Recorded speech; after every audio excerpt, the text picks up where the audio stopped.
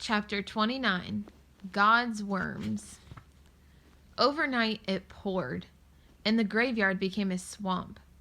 You were coughing in concert with the buzzing hordes of mosquitoes, and we were all slapping and scratching at our skin.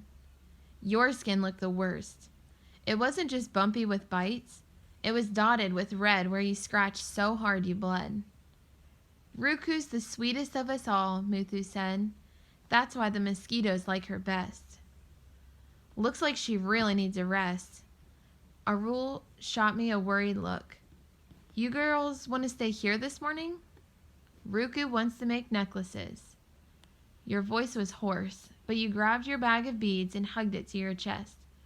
Ruku wants to help. We decided we'd set up a shop nearby so you wouldn't have to walk far in the rain. Slimy pink earthworms covered the sidewalk and the road, and we tried avoiding them as we walked, but you noticed one get squished beneath a cyclist's tire. Owa! You pointed at it and rubbed your arm like you'd been hurt. Yes, I said, but it's just a worm. You looked at another squashed worm on the sidewalk. Pavum. You laid it gently on your outstretched palm. Gee, Muthu said. Put that down, Ruku. Cootie nosed your elbow, trying to cheer you up. Hi. You pointed at the muddy earth surrounding a tree whose trunk had busted right through the sidewalk. Look, Fiji. Yes, those worms are alive, Ruku. Not dead? You remarked. Yes, I said. They're better off if they're in the mud for sure. Pavum, you repeated. That worm's dead, Ruku, I tried to explain. Death was one of those things, like money, that I wasn't sure how well you understood. It's never going to move again. Ever. You ran a finger along the dead worm's body, then picked it up again and put it on the earth around the tree. I think Ruku's hoping they'll come back to life if she puts them on earth, Arul said.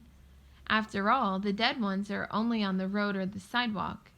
You're trying to save them, aren't you, Ruku? Ruku's the best helper. You found another dead worm on the pavement and put it on the earth. Arul wants to help? Can't, Ruku. He bit his lip and let a lifeless worm dangle between his fingers before he dropped it on the wet earth. They're dead. Gone. You can't bring them back to life. None of us can. You pouted, but refused to stop, transporting a third worm from the gray concrete onto the grassy earth. Maybe we're God's worms, Muthu said suddenly. What?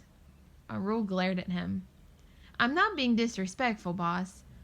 Muthu stared at the thickening rain. God must be so high up, we must look like worms to him. So when we're starving, he probably just feels like we feel when we see a worm die. A little sad, but not much. I guess God feels a little bit sad for us, but not enough to send us all food. I'd settle for God sending us a little less rain, I said. Then we could find our own food. Come on, Ruku, we can't stay here all day. Leave her be. Arul crouched down with you, patting your hand so as you crooned to the dead worms. We're not sweet enough to mourn the worms. Someone should. So we stayed. A bus careered past and sprayed us with a fountain of rust-brown puddled water, drenching us. My blouse was plastered to my skin. Your new skirt was sopping wet below the raincoat that stretched only to your knees. You were shivering and coughing, but you started stringing beads while we sang out. Bead necklaces! Pretty bead necklaces! For the first time ever, a few beads rolled off your tired fingers, but you didn't stop until every last bead was gone. Your busy fingers made so many necklaces, Ruku. I still have one, the only one we didn't sell. And nights when I just can't get to sleep here, I count the beads on it, like it's my own kind of rosary.